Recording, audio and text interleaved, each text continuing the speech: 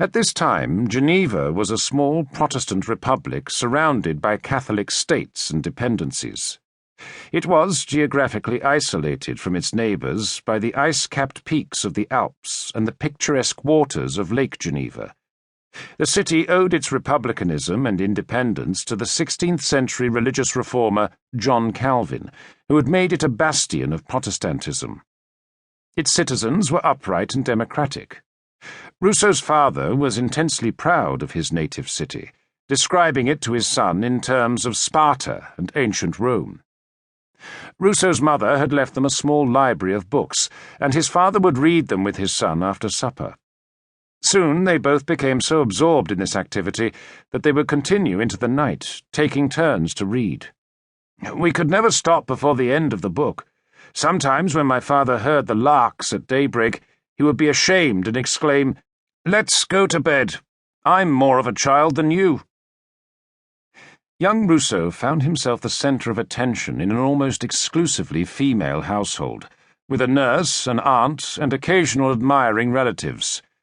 Sitting at his aunt's knee as she embroidered, he would listen to her singing her seemingly endless repertoire of traditional songs. Rousseau was fascinated, acquiring a deep interest and understanding of music at an early age. But the element of undermining ambivalence remained. Years later, he would describe himself at this stage as having a heart at once so proud and so tender, with an effeminate yet indomitable character, vacillating between weakness and courage, self-indulgence and virtue.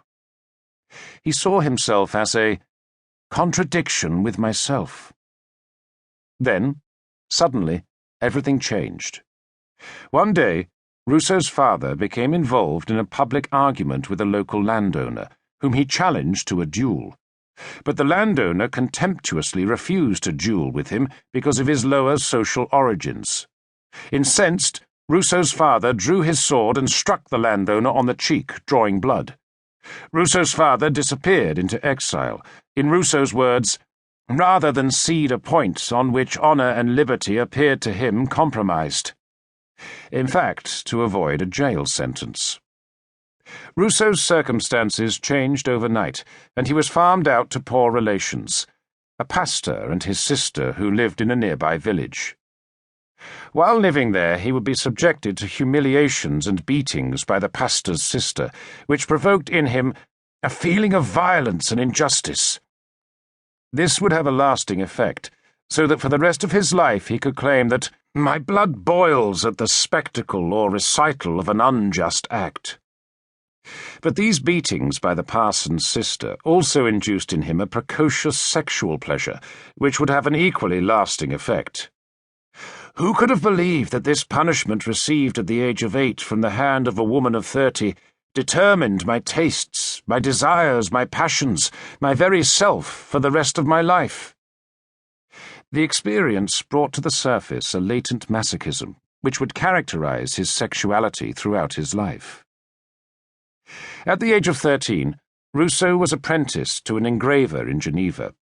The city may have been a model of righteous democracy, but its Calvinist atmosphere was also Puritan and oppressive.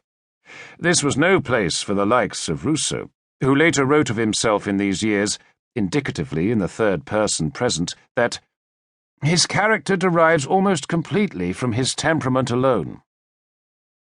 He was undoubtedly possessed of an intellect, but his reactions were inspired almost entirely by his emotions. He is what nature has made him. Nature has modified him only little. In this self-contradiction lies the essence of Rousseau's thought. Even here he is utterly himself. The seeds of the man, his temperament, his entire philosophy lie in this character, which would retain so many of the fervent and unstable qualities of adolescence throughout his life. Just short of his 16th birthday, Rousseau disappeared from Geneva and fled to neighbouring Savoy, now part of France but then under Sardinian control. Here he was soon taken into the household of Madame de Warren, a local landowner who was separated from her